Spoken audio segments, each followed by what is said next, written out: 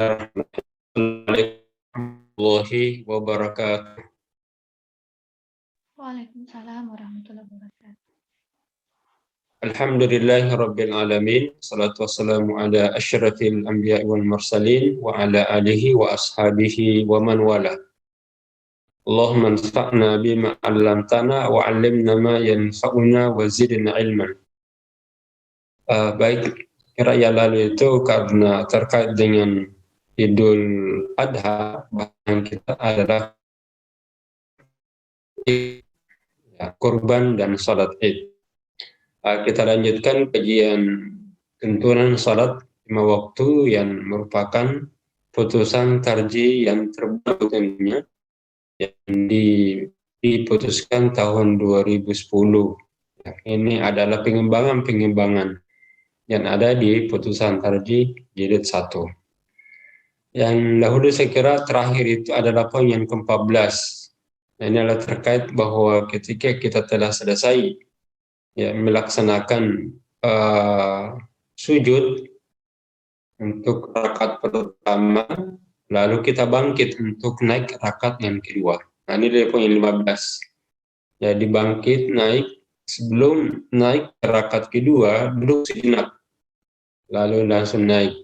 Nah, pada rakaat kedua ini itu setelah bangkit dan berdiri dari sujud kedua pada rakaat pertama. Nah, apa yang dilakukan pada rakaat yang kedua ini? Maka lakukanlah praktik sholat seperti dilakukan pada rakaat pertama. Jadi sama di rakaat pertama dengan rakaat kedua. Hanya saja di rakaat kedua ini tanpa membaca doa iftitah. Jadi artinya lakukanlah seperti yang kita lakukan. Jadi mulai angka 4 yang kemarin, 4 dan 6 sampai angka ke-15. Ya. Adapun yang kelima ini yaitu tidak mengangkat tangan, membaca doa kita itu tidak lakukan pada rakaat kedua. Nah, artinya kalau rakaat kedua kita tidak baca doa kita, berarti kita langsung membaca surah Al-Fatihah yang diawali dengan ta'awuz, basmalah, surah Al-Fatihah, dilanjutkan dengan membaca surah atau ayat Al-Quran yang dilakukan pada rakaat pertama. Nah, sehingga kita lakukan seperti gerakan yang lain, rukuk, i'tidal, sujud pertama. Dan duduk iftiras yang kita lakukan, ya, duduk sujud kedua. Ya, ini dasarnya. Kita ambil saja satu. Jadi kan Rasulullah idza nahal min rakaat tsaniyah, Nabi SAW ketika naik untuk rakaat yang kedua, istaftahar qira'ata bilhamdillahi rabbil alamin wa lam yaskut. Jadi beliau pada rakaat kedua ini, itu apabila berdiri di rakaat kedua, maka beliau memulai baca dengan alhamdulillahi rabbil alamin, dan beliau tidak diam. Nah, beliau diam. Jadi makna diam di sini artinya tidak membaca doa iftitah. Jadi tapi langsung membaca surah Al-Fatihah. Baik. Saya kira itu ringkasnya untuk poin yang ke-15 adalah bahwa melaksanakan rakaat kedua dan itu sama rakaat pertama kecuali tidak ada doa iftitahnya. Itu kecuali doa iftitah tidak lakukan. Di poin yang ke-16 ya kita pindah pada poin yang ke-16. Yang kita lakukan adalah duduk tasyahud akhir untuk mengakhiri salat. Nah, di poin ini ada tarjih, ada putusan menjelaskan bagaimana tata cara sujud akhir, tasyahud akhir itu. Tasyahud akhir artinya duduk untuk mengakhiri salat. Nah, bagaimana tuntunannya? Apabila salat yang dilakukan ada 2 rakaat. Ini kalau salat yang kita lakukan ternyata ya, terdiri dari 2 rakaat, yang mana itu 2 rakaat kalau subuh itu 2 rakaat, kalau Jumat itu juga 2 rakaat, walaupun itu ada khutbahnya, tapi salatnya tetap 2 rakaat. Salat sunnah 2 rakaat termasuk itu masjid, ada salat duha, ada salat wudhu. Semuanya adalah 2 rakaat. Maka dari dua pada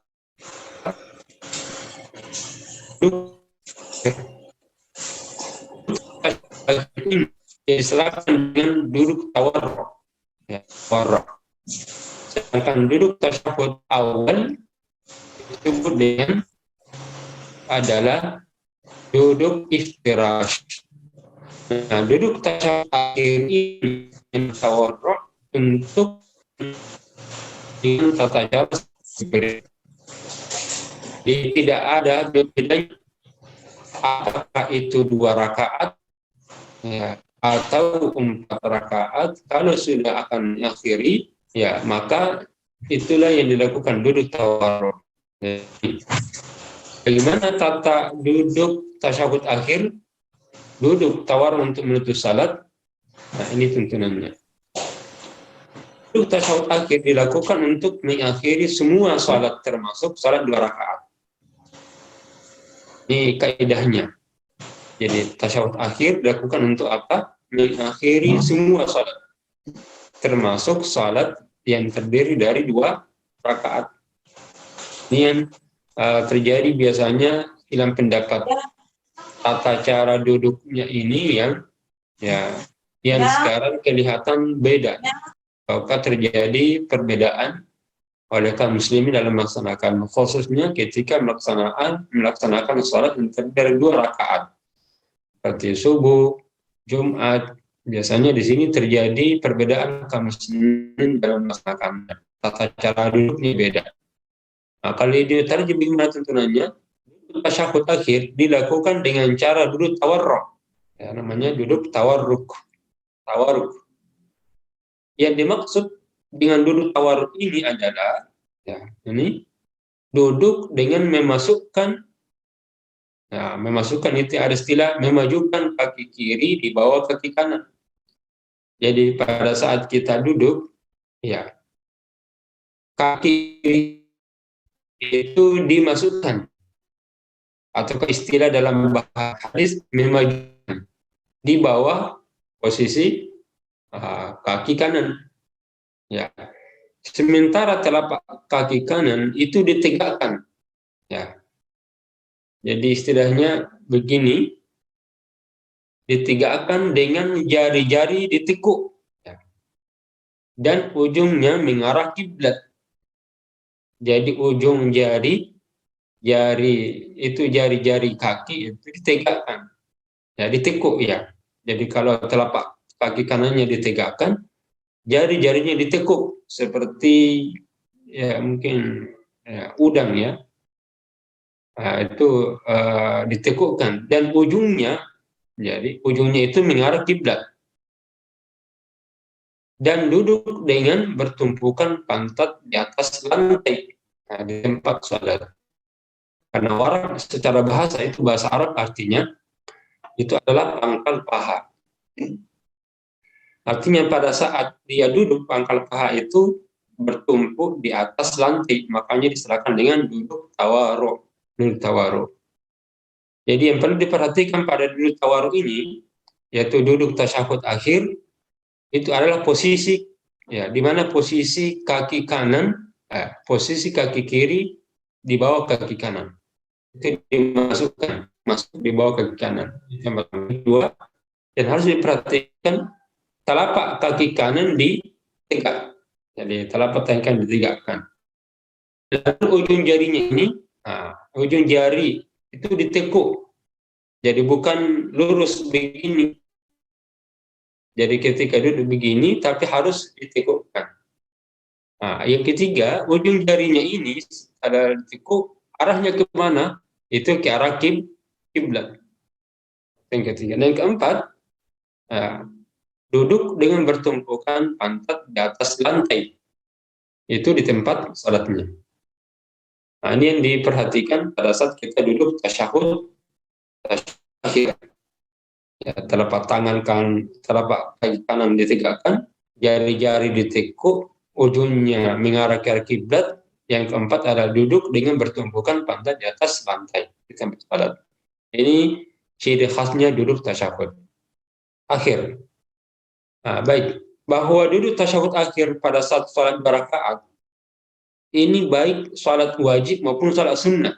Ya, ini berlaku bukan hanya salat wajib saja, tapi salat-salat sunnah juga berlaku ketika akan mengakhiri salatnya. Maka dilakukanlah duduk tawarruk. Ya. Nah, dilakukan duduk tawarruk pada rakaat kedua didasari daripada hadis Abi Humaid. Ya, kenapa? Kenapa salat 2 rakaat yang dilakukan itu adalah duduk tawarruk? Di mana riwayatnya? Kan ada yang bertanya, tidak ada riwayat ataukah apa hadisnya, dalilnya bahwa kalau kita sholat 2 rakaat duduknya tawarruk. Nah, ini dasarnya ini sering ditanyakan tata cara sholat yang 2 rakaat, cara duduknya. Hadisnya adalah dari hadis Abi Humaid As-Sa'idi. Beliau menyatakan ini Humaid adalah seorang sahabat yang paling cukup banyak tahu tentang tata cara sholat Nabi. Sehingga beliau menyatakan, Ana kuntu ahfazukum li salati Rasulillah. Saya ini adalah orang yang paling hafal, paling tahu tata cara salat Rasulullah SAW.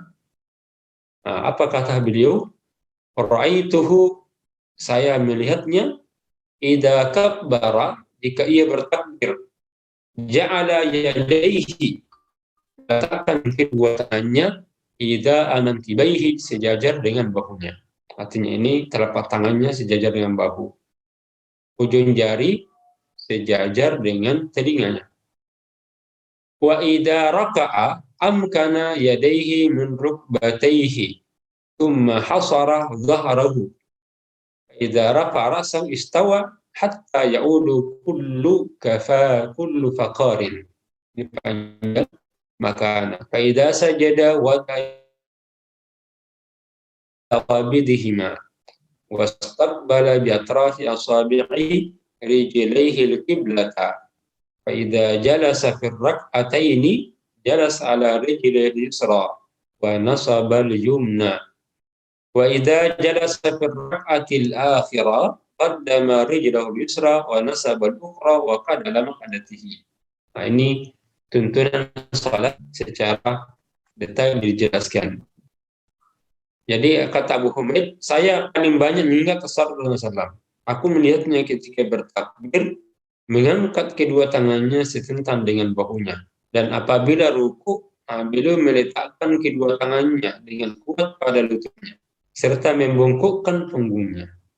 Apabila mengangkat kepala, beliau meluruskan badannya sehingga semua tulang-tulang kembali pada tempatnya, namanya i'tidal. Kemudian apabila bersujud, beliau meletakkan kedua tangannya dengan tidak membentangkannya dan tidak pula menggenggam keduanya, serta menghadapkan semua ujung jari-jari kedua kakinya ke arah kiblat. Nah, tadi ini menghadapkan semua ujung jari-jari kedua kakinya ke arah kiblat. Jadi tidak ditegakkan itu jari. Yang tegak itu adalah telapak kaki, sedangkan jari-jarinya ditekukkan dan menghadap ke kiblat. Ya, kecuali kalau tidak bisa dipaksakan. Nah, dan memang tidak bisa bengkok-bengkok itu jadinya, maka disesuaikan saja, jangan dipaksakan. Tapi harus memang dibiasakan ini. Kemudian apabila duduk pada rakaat kedua, ini hadisnya, duduk di atas kaki kiri dan mendirikan telapak kaki kanannya. Dan apabila duduk pada rakaat terakhir, beliau memajukan kaki kirinya ke depan dan mendirikan tapak kakinya yang lain kanan dan duduk di tempat duduknya, mutawarrid. Nah, ini adalah hadis bahwa duduknya. Ini juga hadis yang kedua, tapi panjang. Saya mengambil yang terakhir saja karena panjang sekali. Nah, ini kenapa kalau sholat subuh, kalau sholat duha harus duduk, dalilnya. Hatta saya kasih hidung ini. hatta idza kanat as-sajdah. Nabi sallallahu alaihi wasallam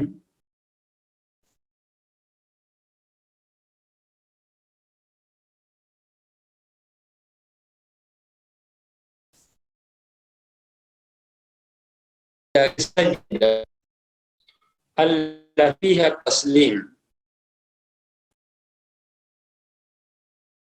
akhara rijlahu al-yusra wa qa'ada ala mutawarrikan ala shakkihi al-aysar qalu sadaqta hakadha kan yusalli sallallahu alaihi wasallam. Jadi hatta idza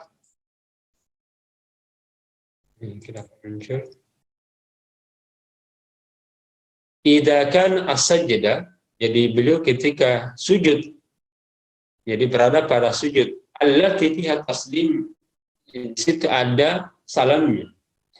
Akhara rijlal yusra, maka beliau memajukan kaki kirinya masuk di kaki kanan. Yang tawarrikan ala syakil aisar, dan beliau duduk secara tawarruk ala syakil aisar pada sisi kirinya. Nah, ini dalil. Jadi apa dalilnya bahwa kalau salat subuh duduk tawarruk? Dalilnya adalah ini hadis umum. Jika berada pada sujud, jadi sujud apa saja, kalau ada situ salamnya, itu berarti sujud terakhir nih. Jadi maka posisi duduknya itu ada duduk tawarruk. Jadi kalau berada pada sujud terakhir, sujud terakhir rakaat yang penting berada pada sujud terakhir yang ditandai dengan adanya salam setelahnya, maka duduknya adalah duduk tawarruk. Kemudian selanjutnya adalah dalil yang ketiga, bagaimana tata cara sujud itu duduknya. Kenapa duduk tawarruk pada rakaat tadi ada rakaat? Hatta kanat ar-rak'atul lati tanqadi fiha salatuhu akhara rijlal yusra wa qa'ada ala syakki mutawarrikan thumma sallam. Ini riwayat Tirmizi. Kalau di atas Abu Daud. Jadi ada 3 riwayat ini. Satu riwayat Muslim dari Abu Humaid As-Sa'idi, yang kedua riwayat Abu Daud juga, dan yang ketiga riwayat Tirmizi, di mana lafalnya berbeda.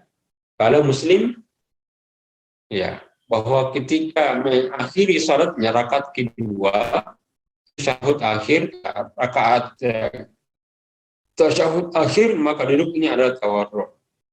Kalau riwayat Abu Daud, ketika beliau berada pada sujud ada salamnya, maka duduknya tawarruk. Ataukah dalil yang ketiga riwayat dari Tirmizi dengan menggunakan lafal jika berada pada rakaat allati tanqadi salatuhu, hingga sampai pada rakaat terakhir di mana salatnya akan berakhir. Jadi rakaat apa saja penting kalau sudah diakhiri, caranya adalah akhara rijlal yusra. Maka beliau mendirikan tapak kaki lainnya, jadi memajukan kaki kirinya depan dan mendirikan tapak kaki yang lain. Ya. Wa qa'ada la syakkihi liyu mutawarrikan, dan duduk pada bagian kiri pantatnya secara tawarruk. Tsumma sallam, lalu mengucapkan salam. Nah, inilah dalilnya bahwa ini paling kuat di antara dalil yang lain, artinya bahwa cara duduk tasyahud pada rakaat yang terdiri dari 2 rakaat itu adalah tawarruk dan bukan iftirash. Kan ini dasarnya tadi. Nabi ketika berada pada rakaat sini tidak jelas, yang penting rakaat di mana akan mengakhiri salatnya, maka cara duduknya adalah tawarruk. Baik, dari hadis ini secara tegas menunjukkan bahwa pada setiap duduk tasyahud akhir yang di dalamnya ada salam, untuk mengakhiri salat, bentuk duduk tasyahudnya adalah duduk tawarruk. Jadi duduk tawarruk. Nah, pernyataan duduk tasyahud yang ada salamnya, ini jadi penekanan. Pernyataan duduk tasyahud yang ada salamnya untuk mengakhiri salat itu adalah pernyataan umum yang mencakup salat 2 rakaat. 3 rakaat dan 4 rakaat. Nah, bagi kita di ini para Islam harus memuatkan di sini karena pasti akan ditanya. Nah, benturan-benturannya, kenapa kalau duduk salat subuh 2 rakaat duduknya adalah tawarruk? Ya. Kenapa? Bukan iftirash seperti dilakukan oleh sebagian kaum muslimin.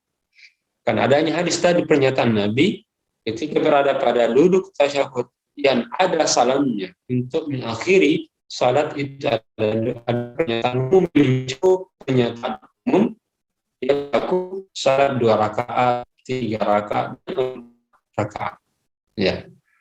Kemudian juga hadis Abu Humaid di atas, ya kan ada di Abu Humaid. Memang di atas menyebutkan bahwa apabila duduk pada rakaat kedua, beliau duduk di atas kaki kirinya. Maksudnya di sini adalah duduk tasyahud awal. Ya memang di situ tidak ada salam, tidak ada salamnya di tasyahud awal. Di situ dan itu jelas dari hadis sendiri. Ya. Jadi pendapat bahwa hadis riwayat Bukhari menunjukkan kepada kita termasuk pada kedua dalam salat 2 rakaat itu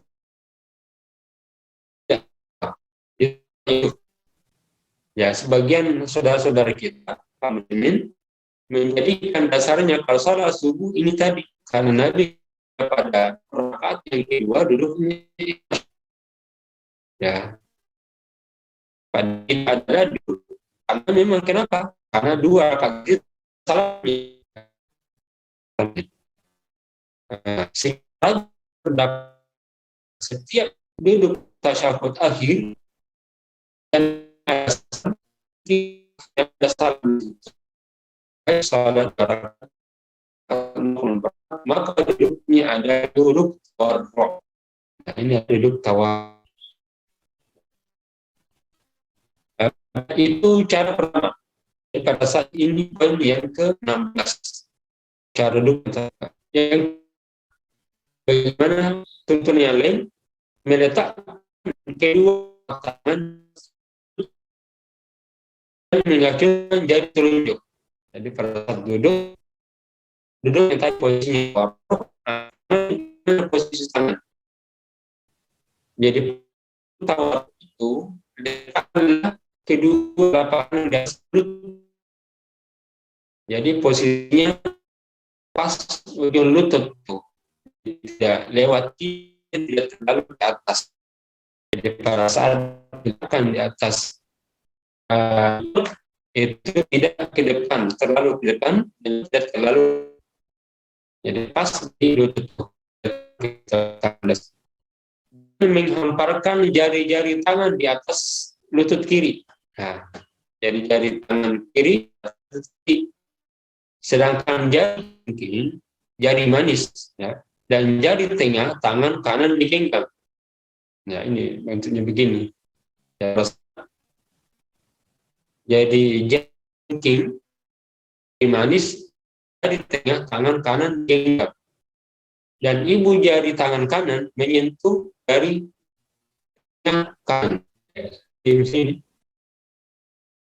Dan jari telunjuk dengan kaki diacungkan pada saat memulai membaca doa tasyahud.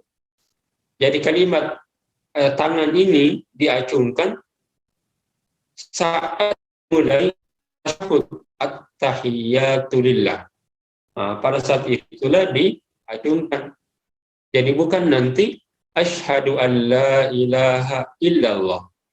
Tapi pada saat at-tahiyyatu lillahi wassalatu thayyibatu. Itu mulai. Ya. Jadi tata cara duduk tawarruk ini didasarkan pada hadis. Ini bagian B. Yaitu meletakkan kedua tangan dan tidak digoyang-goyangkan dari telunjuknya. Ya, pada saat menunjukkan jari telunjuk. Dari mana dasarnya ini? Ini banyak hadisnya. Hadis Abu Humaid As-Sa'idi riwayat yang kita baca tadi. Satu. Kemudian ada hadis Amir bin Abdullah bin Zubair. An Amir bin Abdullah Zubair, kana Rasulullah sallallahu alaihi wasallam idza qa'ada yad'u wada yadahu ala faqidil yumna wa lahu al-yusra ala faqidil yusra wa ashara bi asba'ihi sababah wa wada'a ibhamahu ala asbihil wusta wa yulqi mukaffahul yusra rukbatahu. Nah, ini tata cara duduk. Bagaimana tata cara saud itu? Maka Rasulullah SAW jika duduk bertasyahud, beliau letakkan tangan kanannya itu di atas paha kanannya. Jangan dibalik. Tangan kanan di atas paha kiri. Ya, tangan kiri di atas paha kanan. Nah, ini bersilang. Tidak. Beliau menunjukkan dengan jari telunjuknya. Dan beliau letakkan jempolnya pada jari tengahnya. Nah, posisi jari ini, jempol, meletakkan jempolnya di jari tengah. Jadi bukan begini, tapi bukan begini, biasanya begini saja. Nah, karena harus begini. Sementara telapak tangan kirinya menggenggam lututnya. Jadi kanan mengajungkan, dan kiri tetap memegang lututnya, menggenggam lututnya. Nah, ini juga hadis yang lain. Idza qa'ada yad'u wadahul yumna ala fakhratil yumna wa yadul yusra ala fakhratil yusra wa asyara bi asbahi sababaka. Nah, ini kan dalilnya bahwa kalau duduk pada saat itu mulai menunjukkan jari telunjuk itu adalah saat membaca doa tahiyat at-tahiyatu lillah wa wadaha ibhamahu ala asbihi wusta wa yulqi mukaffal yusra rukbatahu. Nah, ini riwayat Imam Muslim. Pada Rasulullah SAW jika duduk bertasyahud, beliau meletakkan tangan kanannya di atas paha kanannya dan kirinya di atas paha kiri, serta menunjuk dengan jari telunjuknya, telapak tangan kirinya menggenggam lututnya. Ini juga banyak. Saya ambil yang ini posisinya itu adalah posisi wajah. Jadi cara menggenggam seperti lingkaran jarinya 55, kan nomor 5 dan 3. Ya, seperti angka bahasa 53 dan beliau menunjuk jari telunjuknya. Kemudian tidak dikatakan di sini. Dan Nabi sallallahu yushiru asbahi idza da' wa la yuharrikuha. Nabi menunjuk telunjuknya dan tidak menggerakkannya.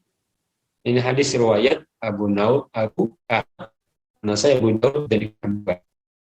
Sehingga dari hadis ini bahwa ada pun tentang menggerakkan dari telunjuk disebutkan dalam hadis lain ada riwayat ini. Ada Nabi Shallallahu Alaihi Wasallam yuharrikuha ini. Summa rafa'a asba'ahu fara'aituhu yuharriku yad'u biha. Ini dalam Wail bin Hujur bahwa Nabi ketika menunjukkan jari telunjuknya, saya melihatnya menggerakkannya dengan dan membaca doa dengannya. Jadi hadis Rasulullah menggerakkan jari telunjuknya ketika tasyahud dalam riwayat di atas mengandung penyimpangan yang dilakukan oleh Zaid. Jadi yang membuat masalah seorang rawi dalam sanad hadis semua sejawatnya seperti Syu'bah, Sufyan As-Sawri, Sufyan ibn Uyainah, Zuhair, Abu Awana dan lainnya semuanya meriwayatkan rawi terpercaya itu dari guru Asim bin Kulayb. Jadi murid-muridnya itu kan banyak. Ada Zaid, ada Syu'aib, ada Sufyan, ada Uyainah, ada Abu Awana. Semuanya ini gurunya adalah Abu Kulayb, Asim bin Kulayb. Meratkan itu dengan menyebutkan Rasulullah menunjuk dengan jari telunjuknya. Mereka sama sekali tidak menyebutkan beliau menggerak-gerakkan jari telunjuknya. Hanya satu hanya Zaidah di antara murid Asim yang menyebutkan di mana menggerak dengan riwayat Zaidah dianggap syaz. Oleh karena Al-Baqi menyatakan salah seorang maksud menggerak jadi menunjukkan at-tahiyatulillah itu mulai dengan menggerakkan dengan termutanya. Imam Ahmad memberatkan bahwa menceritakan sebagai orang tampak gerakan jari telunjuknya yang terlihat dari gerakan di bawah jubah.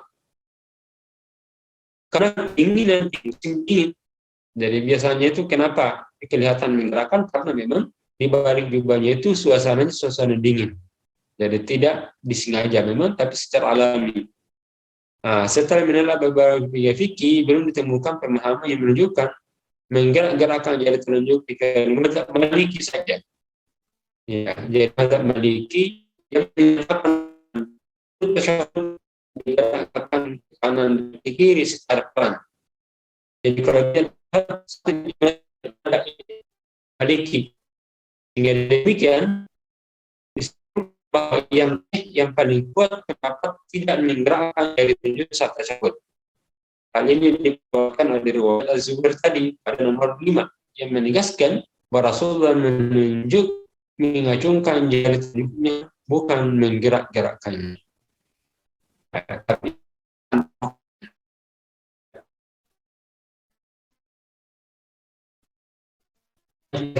cukup dulu poin tersebut karena tadi cukup banyak, jadi dua saja. Posisi adalah posisi di mana itu diacungkan dan tidak digerakkan itu pada saat membaca tahiyat at-tahiyat.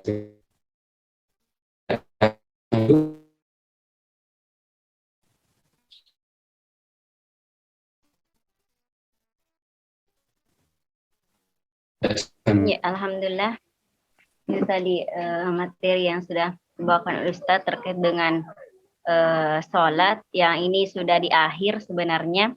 Dan kalaupun mungkin ternyata Ustadz ada di bagian-bagian awal atau di tengah yang masih ingin ditanyakan oleh teman-teman, saya pikir juga tidak mengapa.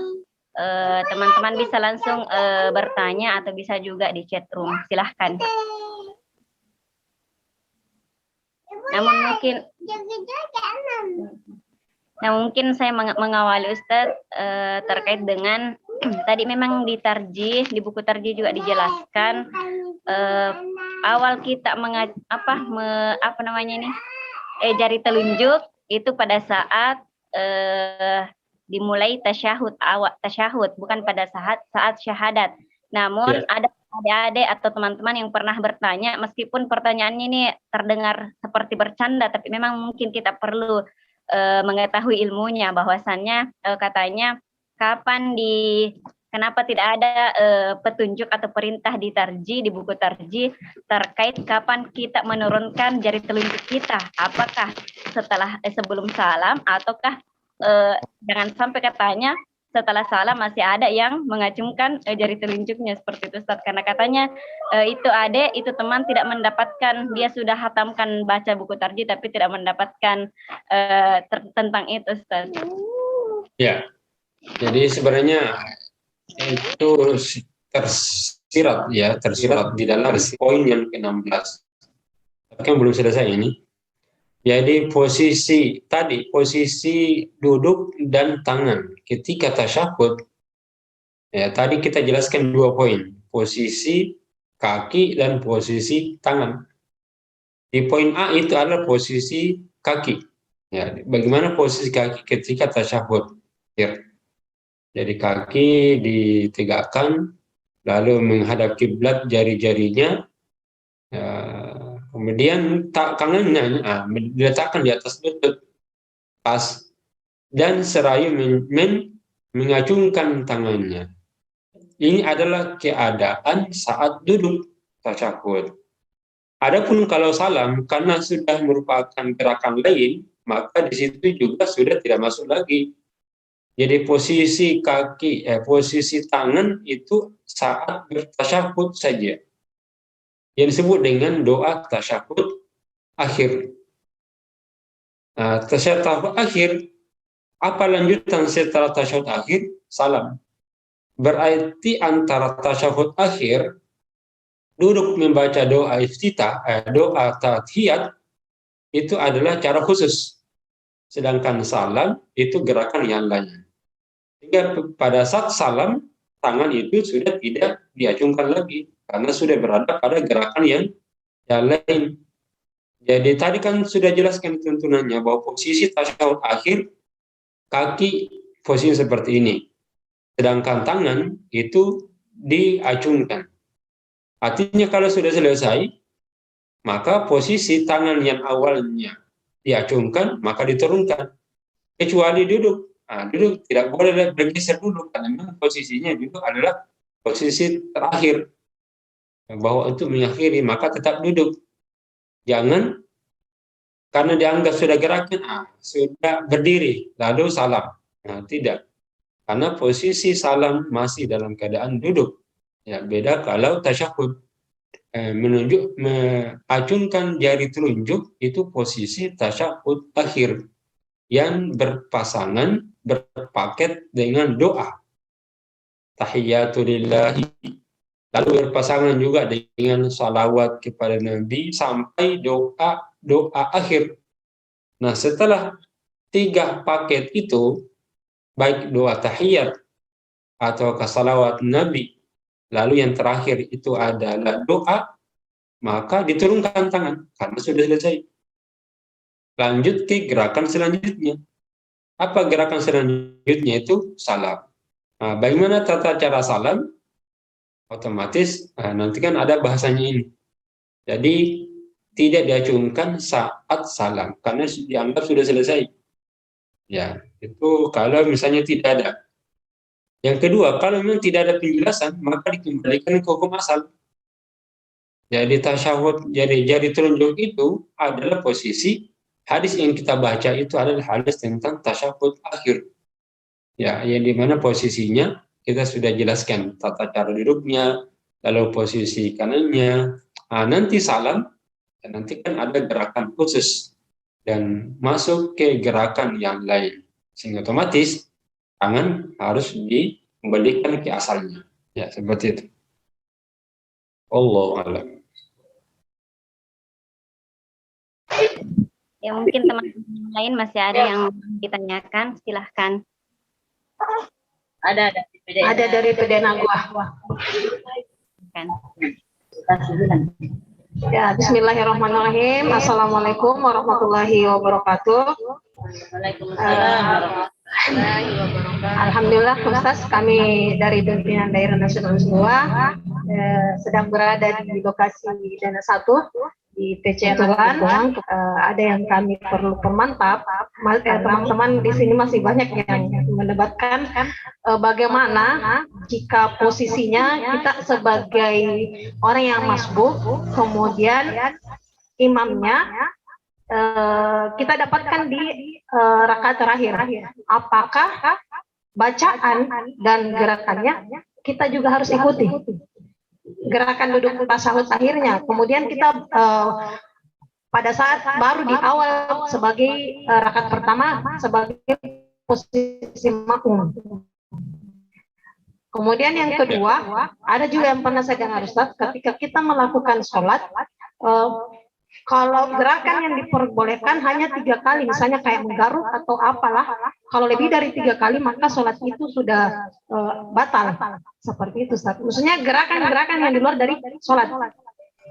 Kayak misalnya menggaruk atau seperti itu Ustaz. Ya. Mohon pencerahannya Ustaz. Ya, baik. Jadi ya yang pertama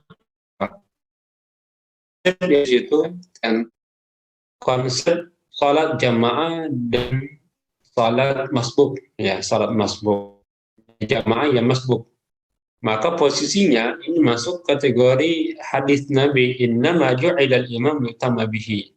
Imam itu dijadikan untuk diikuti. Maksudnya diikuti di sini adalah mengikuti gerakan naik turun berdiri duduknya. Jadi posisinya naik turun. Adapun posisi duduknya tidak mesti harus bersamaan, harus sama, tapi tetap pada posisi duduk. Tapi tata cara duduknya, apakah dia tawarruk atau iftirash, itu tidak masalah.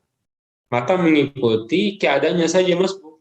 Kalau memang masbuk itu harus menambah lagi satu rakaat, maka cara duduknya itu adalah iftirash, karena dia di situ belum salam.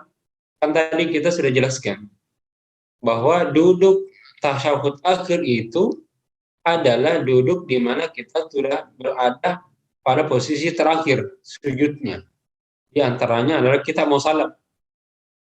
Jadi setiap keadaan kita mau salam, maka duduknya adalah tawarru'.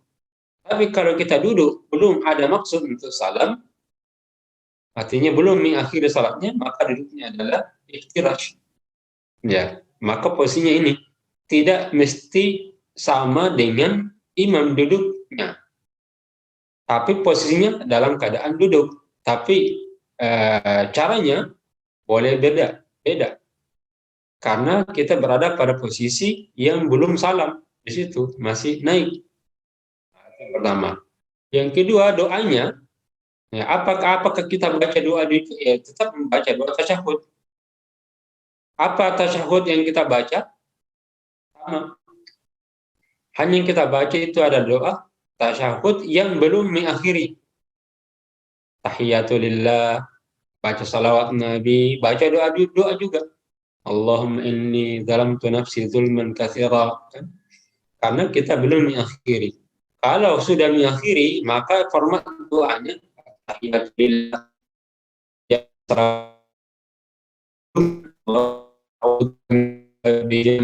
min adzabil qabr, itu yang kita baca kalau sudah mengakhiri. Jadi posisinya dan tetap mengacungkan jari telunjuk. Berarti yang beda adalah jenis doanya, kemudian kedua adalah duduknya, dan yang terakhir tidak salam. Jangan ikut salam, karena salam itu penutup salat. Sebab kalau kita salam berarti selesai salat, berarti tidak lanjut, kan?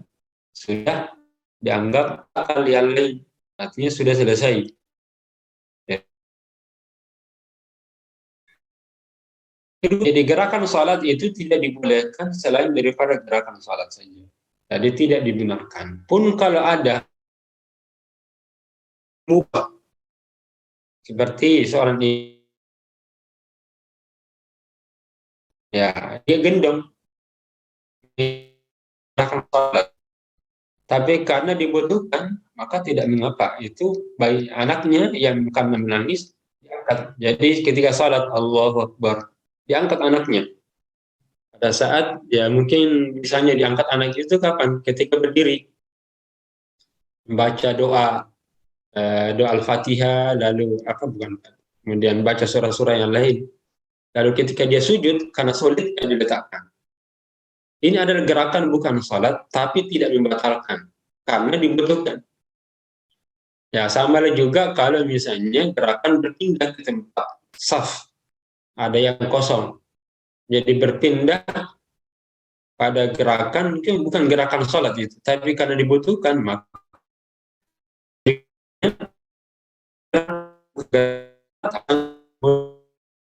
dibutuhkan. Dan tapi gerakannya ini ada dua, ada yang membatalkan, ada yang tidak. Jadi kalau gerakan yang biasa-biasa, misalnya menggaruk seadanya saja, ini hukumnya kalau berulang makruh.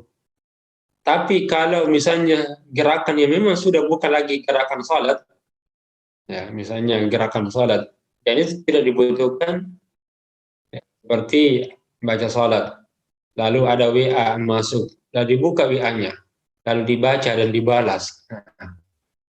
Jadi buka WA lalu membalas itu berarti sudah dianggap bukan gerakan salat lagi, itu sudah membatalkan. Ya, tapi kalau dibutuhkan seperti kemarin ini kami atau salat Idul Adha di Unismu, itu kan karena terlalu banyak jamaahnya sehingga full, tidak ada space. Nah, imam ini kan ada bagian depannya kosong, maka ditempatkan di bagian depan. Ini masalahnya di depan ini tidak ada pengeras suara, terganggu. Nah, terpaksa pengeras suaranya dipegang. Jadi begini pengeras imamnya, karena tidak ada tiang-tiangnya itu. Nah, ini dibolehkan karena dibutuhkan. Jadi intinya gerakan yang bagi jamaah, bagi orang yang sholat, maka itu sudah batal. Tapi kalau menggaruk ini kan itu tidak terlalu banyak sebenarnya, ya wajar-wajar saja, tapi itu hanya tidak dianggap gerakannya seperti orang yang sholat seperti tadi, minum, Allahu Akbar, ambil kopi serakba, nah itu batal itu. Nah, ini apalagi ada di depan ini minum-minum ini, nah, kita ini tidak, pembicaranya tidak disiapkan minum masalahnya. Dikirim. Jadi yang lain, ada interaksi lain, maka itu sudah membatalkan. Seperti tadi, balas WA, buka WA, lalu dikirim, balas, itu batal. Tapi kalau membuka saja, untuk mensilenkan, kan? Supaya tidak mengganggu, nah, hukumnya boleh, mubah. Karena itu masuk kategori gerakan darurat namanya. Ya. Apakah sampai 2-3 kali? Nah, kata ulama sampai 3 kali tergantung dari jenis pekerjaannya itu. Kalau 3 kali biasa-biasa, misalnya kalau garuk ini kan biasa aja, tidak terlalu parah, tidak terlalu parah dalam gerakannya. Tapi kalau ambil duit, lalu kasih pindah ke tempat yang lain, baru dikasih orang lain, nah itu batal gitu. Kalau hanya ada bapaknya, ini ibunya mau datang mau beli sayur, duit ada di kantong, ambil gitu di kantongnya, baru dikasih batal. Karena sudah ada interaksi lain. Baik, segera cukup jawabannya. Ada juga di chat Zoom terkait dengan sujud. Apakah kaki dirapatkan atau direnggangkan seperti itu, Ustaz? Jadi terkait posisi untuk dirapatkan atau tidak. Di sini di tarji itu singkat jawabannya. Tapi saya dalam presentase makalah, presentase tuntunan sholat, saya jelaskan itu. Angkat dari hadis-hadis, semuanya tidak dapat dipertanggungjawabkan hujahnya. Jadi tidak ada hadis-hadis yang jelas yang menunjukkan posisi tumit seperti apa. Apakah dirapatkan ataukah direnggangkan. Memang ada satu riwayat yang menunjukkan direnggangkan, tapi hadisnya lemah. Sehingga di sini posisinya boleh kembali, ya, boleh pada posisi yang nyaman, bisa direnggangkan dan juga bisa dirapatkan. Ya, mungkin tapi mungkin mana kan harus ada satu yang diambil posisi yang nyaman, mana yang nyaman. Ya, mungkin kalau ibu-ibu bagusnya dirapatkan atau mungkin pakai sarung kan dirapatkan. Jadi pada intinya di situ boleh dirapatkan dan boleh direnggangkan. Dasarnya tidak ada satu hadis pun yang dapat dijadikan hujjah posisi yang sebenarnya, sehingga dikembalikan kepada posisi yang nyaman saja. Ya, bisa dipilih. Baik, Allah. Ya, syukran Ustaz. Mungkin jika tidak ada lagi Yunda-Yunda sekalian, mungkin kita bisa akhiri karena sudah jam 7 lewat, mungkin masing-masing akan beraktivitas kembali. Olehnya itu kami persilahkan kepada Ustadz untuk memberikan closing statement terkait dengan kajian pada kali ini. Ya, baik. Jadi pada posisi duduk tasyahud ini, ya inilah sebenarnya posisi terbaik di mana Allah Subhanahu wa taala lewat lisan Rasul sallallahu alaihi wasallam ya menuntunkan untuk itu. Karena situlah saatnya menunjukkan saat kita kepada Allah. Menunjukkan bahwa Allah itu adalah Esa. Ya. Di mana pada posisi seseorang telah menyatakan dirinya bergantung kepada Allah, situlah dia akan bisa merasakan kenyamanan, ketentraman. Itulah hakikat tauhid yang ada di dalam salat tahiyat itu. Dengan menyatakan bahwa penghormatan, kemudian keberkahan itu dari Allah dan hanya situlah persaksian kita kepada Allah. Dan saat posisi keadaan seperti ini, yakin kita bisa merasakan kenyamanan. Oleh karena itu, rahilah kenyamanan, ketentraman, keselamatan, keberkahan pada saat posisi tasyahud itu. Karena setelah naik turun kan, sujud, ruku, harus istirahat duduknya. Saat duduk kita dalam keadaan tasyahud akhir, kita pun merasakan kelegaan, merasakan kenyamanan. Artinya pada saat kita telah serahkan diri kita kepada Allah, itulah kita bisa merasakan ketentraman dan kekuatan. Saya kira demikian. Semoga bermanfaat. Nasrullah fatul qarib wa syirul manin. Assalamualaikum warahmatullahi wabarakatuh. Waalaikumsalam Waalaikumsalam warahmatullahi